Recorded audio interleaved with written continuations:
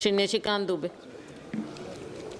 धन्यवाद सभापति महोदय। कुछ इतिहास जो है हम लोग पढ़ते हैं सभापति महोदय, और कुछ इतिहास को बनते हुए देखते हैं। और हम सभी इस सदन में जितने भी सदस्य बैठे हैं वो इस इतिहास के बड़े गवाह हैं कि माननीय प्रधानमंत्री जी के नेतृत्व में माननीय गृह मंत्री जी ने इस देश के इतिहास को ठीक कर दिया, बदल दिया। मैं उनको धन्यवाद देना चाहता हूं।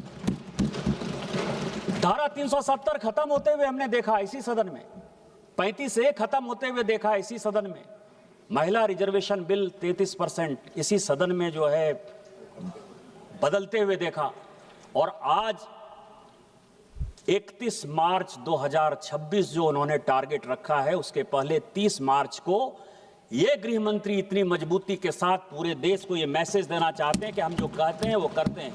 ये कल नहीं है। कई एक वक्ताओं को मैंने सुना कि कल खत्म होगा।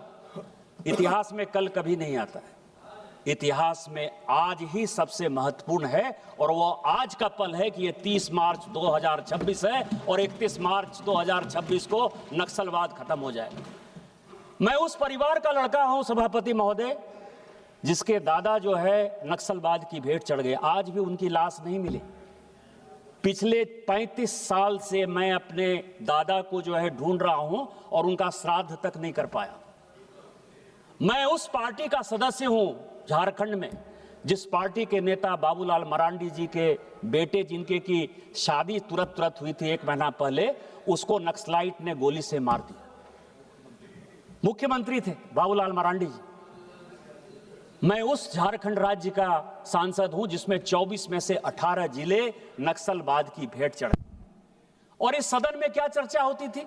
एसआरई का फंड कैसे जाएगा, सारंडा कैसे खत्म होगा, मनरेगा कैसे खत्म होगा।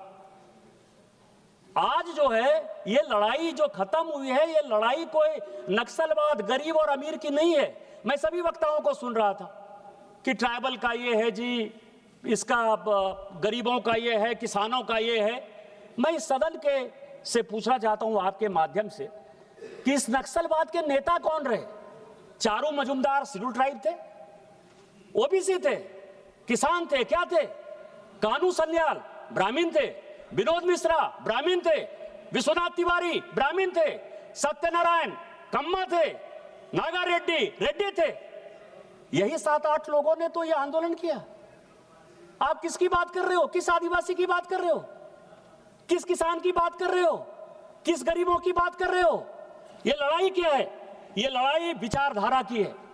और ये विचारधारा की लड़ाई 1 अप्रैल 1949 को जवाहरलाल नेहरू जी ने सभी मुख्यमंत्रियों को पत्र लिखा।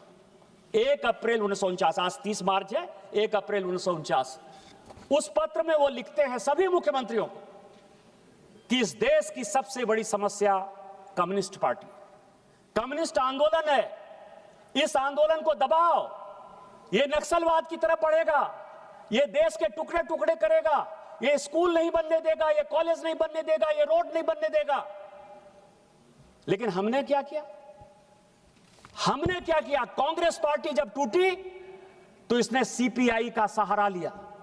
सीपीआई के सहारे के साथ 1967 से लेकर 1969 इस देश का ऐसा विषय था जब वीवी गिरी को जिताना था और नीलम संजीव रेड्डी को हराना था, तो कांग्रेस ने सीपीआई के साथ मिलकर अपनी सरकार बनाई और उनको राष्ट्रपति बनाया, और उसके बाद यह नक्सलवाद पैदा हुआ।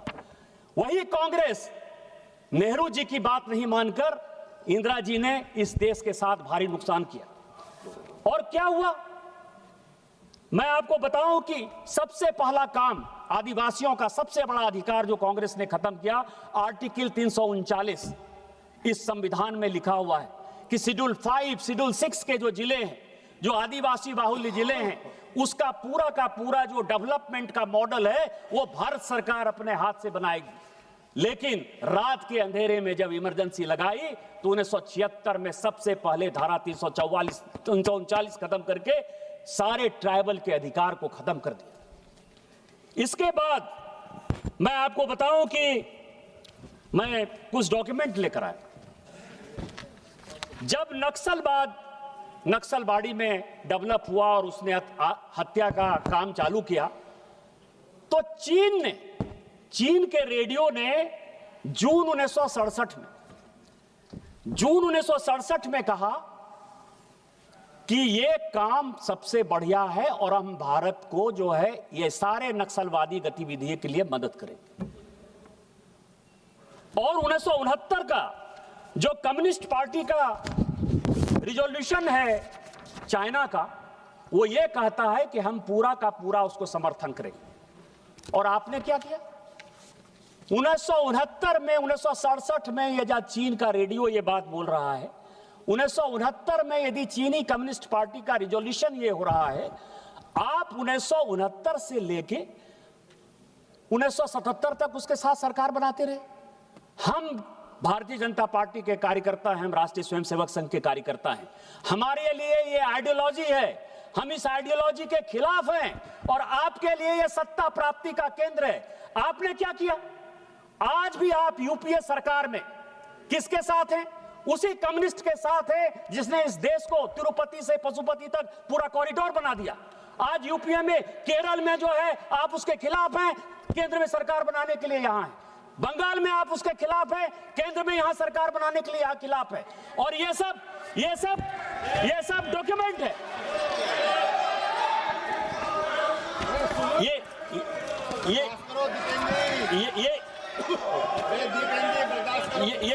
ये सब डॉक्यूमेंट है। अरे बर्दाश्त करो। ये सब डॉक्यूमेंट है और मैं डॉक्यूमेंट्री प्रूफ के साथ ये सारी बातें कर रहा हूं। आपको एक और आश्चर्य बना दूं दीपेंद्र जी, मैं बोलना नहीं चाहता था। 1969 में 15 नक्सलवादी चीन में ट्रेनिंग के लिए गए और वो जब लौट के आए तो 71 में उसमें से 8 लोगों को इसी कम्युनिस्ट पार्टी ने अपना एमएलए का टिकट दिया बंगाल के अंदर, क्योंकि ज्योति बसु का रहना था। क्या बात कर रहे हो? और खोले और खोलना चाहते हो?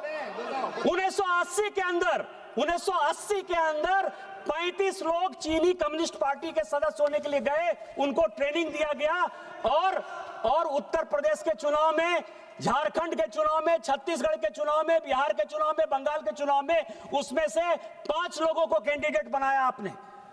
पूरे चुनाव जीतने के लिए, पूरा चुनाव की लड़ाई लड़ने के लिए कांग्रेस पार्टी ने इस एलडब्ल्यू को बढ़ाया, उसने एक्सट्रीमिज्म को बढ़ाया, उसने आतंकवाद को बढ़ाया, जिसके कारण कि लोग गरीब रहे।